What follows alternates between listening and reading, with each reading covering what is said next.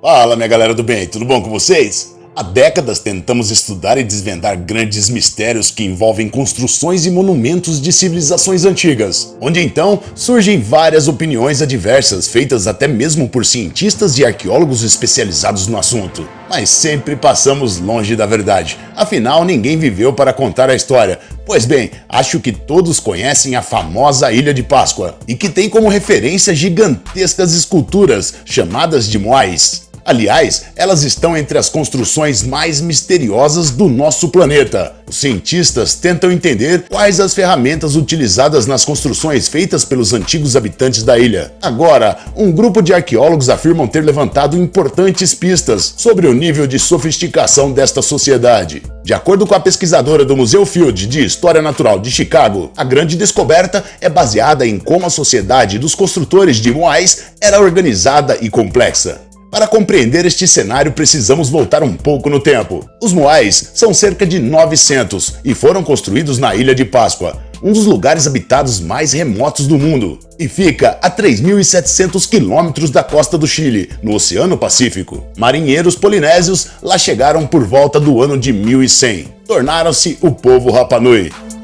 As gigantescas estruturas de pedra foram erguidas entre os anos de 1250 e 1500. Até então se acreditava que essa sociedade tinha sido destruída logo após a construção dos moais, em decorrência de conflitos e fome causada pela exploração excessiva dos recursos naturais. Mas a história não foi bem assim. Conforme mostram os cientistas, eles organizaram a composição química dos requisitos das ferramentas utilizadas pelos Rapa Nuis na construção dos moais e descobriram evidências de várias civilizações unidas. O autor da pesquisa, antropólogo e arqueólogo Daley Simpson Jr., afirma que existia uma competição no local. Em análise de diferentes regiões da ilha, ele concluiu que as construções foram feitas por diferentes grupos. Os cientistas estão pesquisando a Ilha de Páscoa há mais de 35 anos. Alguns destes afirmam que os moais ou foram construídos cada um por um gigantesco número de pessoas, ou a sociedade que vivia naquele local era literalmente composta por gigantes.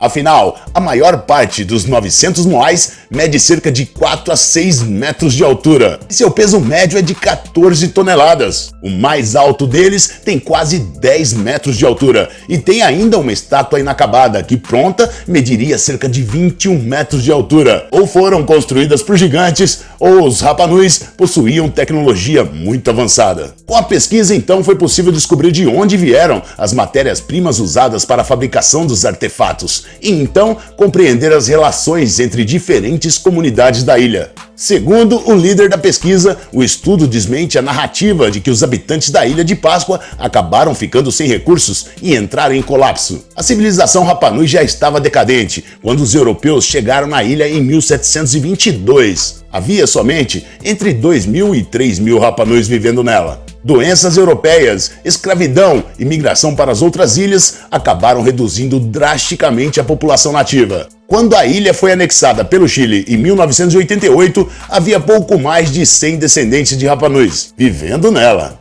Mas o que não falta é teoria para que seriam os moais e nem de como desapareceram os Rapa Nuis. A explicação mais aceita sobre as estátuas é que seriam monumentos em homenagem aos líderes gigantes mortos. Mas existem ainda aqueles que acham que os moais eram uma espécie de reprodução da distribuição astronômica das estrelas. E tem uma minoria que diz ser para-raios, pois a ilha enfrenta grandes tempestades. O principal destas descobertas é que o governo chileno, no início deste mês, anunciou que a Ilha de Páscoa será rebatizada, fazendo referência ao passado ancestral do local. Assim, a ilha deverá se chamar Ilha Rapa Nui. Para quem não sabe, Rapa Nui significa Ilha de Gigantes, assim que se chamava antes, até a chegada dos europeus, até o explorador holandês Jacob chegar em um domingo de Páscoa e resolveu nomeá-la como Ilha de Páscoa.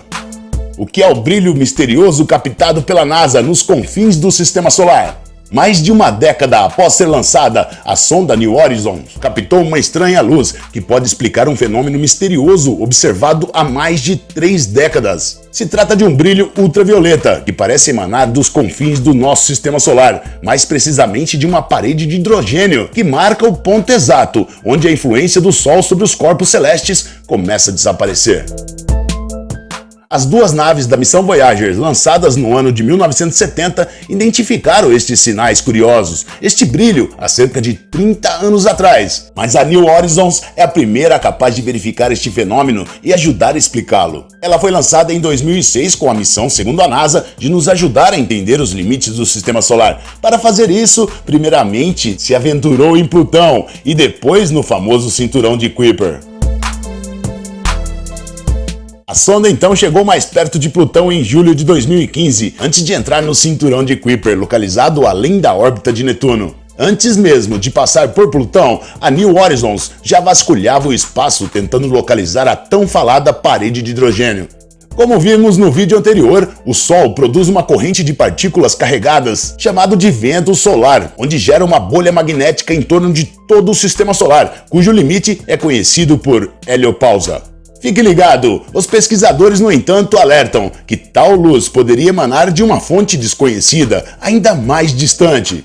Após sobrevoar sobre um objeto no cinturão de Kuiper, chamado de Ultima Thule, em 2019 a New Horizons vai continuar tentando localizar pelo menos 2 vezes por ano esta parede de hidrogênio, ainda por mais um período de 10 a 15 anos. Um dos autores do estudo ressaltou que se a luz ultravioleta diminuir ou desaparecer em algum momento, isso significa que a sonda ultrapassou a parede de hidrogênio. Por outro lado, se o brilho não dispersar, quer dizer que sua fonte pode estar ainda mais longe nas profundezas do espaço. E uma das descobertas recentes mais importantes também da arqueologia aconteceu por acidente no México, quando o arqueólogo Sérgio Gomes trabalhava na conservação das pirâmides de Teotihuacan, no centro do México. Era uma época de chuva em 2003, quando caiu uma tempestade em uma noite de outubro e abriu um buraco no chão. No dia seguinte, entusiasmado, Gomes desceu por este buraco. Daí então, conseguiu ver a 14 metros de profundidade que havia um túnel. De acordo com ele, ainda tem muito para ser descoberto sobre este túnel. Construído há mais de 2000 anos atrás, a descoberta deste túnel ajudou a entender mais sobre a história da cidade, que foi destruída e abandonada pelos Teotihuacans e séculos mais tarde, habitada pelos astecas. Suas paredes são impregnadas de pirita, um mineral metálico que reflete a luz. O arqueólogo ensina então que este brilho representava as estrelas. No túnel foi encontrado mais de 100 mil objetos, mas o importante não é a quantidade desses objetos, e sim que nos ajudam a entender melhor a visão do mundo e a religião dos antigos povos mesoamericanos. Na cosmologia da Mesoamérica, o cosmo foi dividido em 3 regiões: o céu, a terra e o submundo, onde o submundo é o mundo subterrâneo, escuro, frio e úmido. Mas para eles não era apenas um lugar de morte, mas também um lugar de criação, onde tudo surgia. O mais interessante desta descoberta é que a entrada do túnel está coberta por uma tenda e protegida e não será aberta ao público. Lá só podem entrar trabalhadores do projeto. Aí então temos que concordar com o que eles falarem.